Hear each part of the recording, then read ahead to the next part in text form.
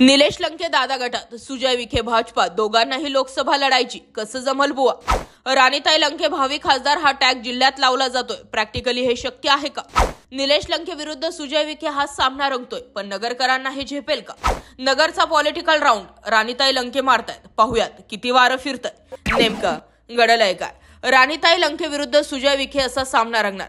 अप्रत्यक्षपणे निलेश लंके विरुद्ध सुजय विखे पाटील असा सामना रंगणार आणि अहमदनगर जिल्ह्याचं चित्र स्पष्ट होणार।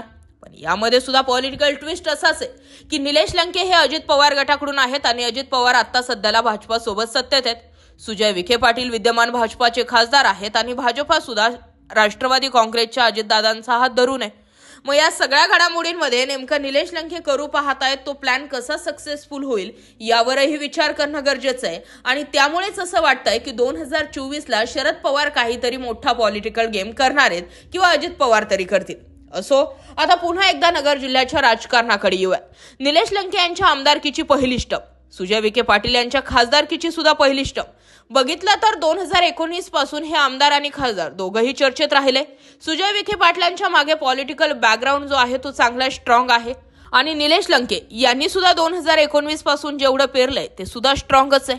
मग आता यामध्ये नगरकरांना नेमकं निलेश लंके पाहिजे की सुजय विखे पाहिजे असा सुद्धा चर्चा सुरूच झाल्यात की राष्ट्रवादी काँग्रेसचे अजितदादा गटाचे आमदार निलेश लंके यांच्या पत्नी जिल्हा परिषद माजी सदस्य राणीताई लंके यांनी नगर लोकसभा मतदारसंघातून कोणत्याही परिस्थितीत आपण किंवा पती आमदार लंके निवडणूक लढवणारच असा मनसुबा जाहीर करत मतदारसंघातून शिवस्वराज्य यात्रा सुरू केली आहे। महायुतीत नगर दक्षिण मतदारसंघात भाजपचे खासदार डॉक्टर सुजय विखे सध्या प्रतिनिधित्व करतायत। पुन्हा उमेदवारी करण्यासाठी त्यांनी मतदारसंघात गावोगाव साखर आणि चणा डाळ वाटप करत जनसंपर्काची मोहीम सुरू केली आहे।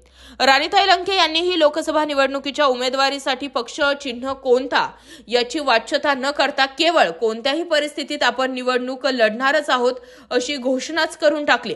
आणि त्यामुळेच खासदार विखे व आमदार लंके दोघेही महायुतीत असले तरी दोघातील राजकीय वैमनस्य जिल्ह्याला सर्वश्रुत आहे। अशा परिस्थितीत आमदार लंके केवळ दबावतंत्रासाठी निवडणूक लढवण्याची डरकाळी फोडत आहेत की परत शरद पवार गटाकडे माघारी जात उमेदवारी मागणार की अन्य काही पर्याय निवडणार याबद्दलची भूमिका अजूनही गुलदस्त्यात आहे।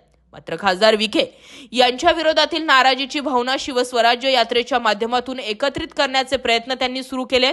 यात्रेच्या स्वागतासाठी उपस्थित कार्यकर्ते तोच अर्थ ध्वनित करत आहे।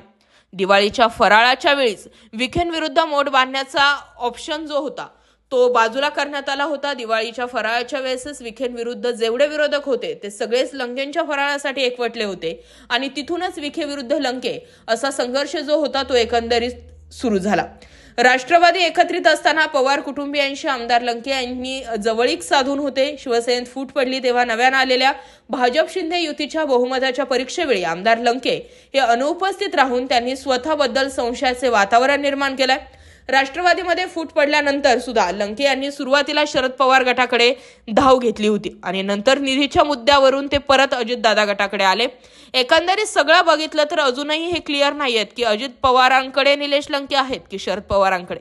असो, पण नगरकर तुम्हाला काय वाटतंय? 2024 मध्ये खासदार म्हणून तुम्हाला राणीताई लंके यांचा चेहरा पाहायला आवडेल की खासदार सुजय विखे पाटलांचा? कमेंट करा। विषय आणि मुद्दा पटला असेल तर होऊ द्या शेअर। जय महाराष्ट्र पब्लिक।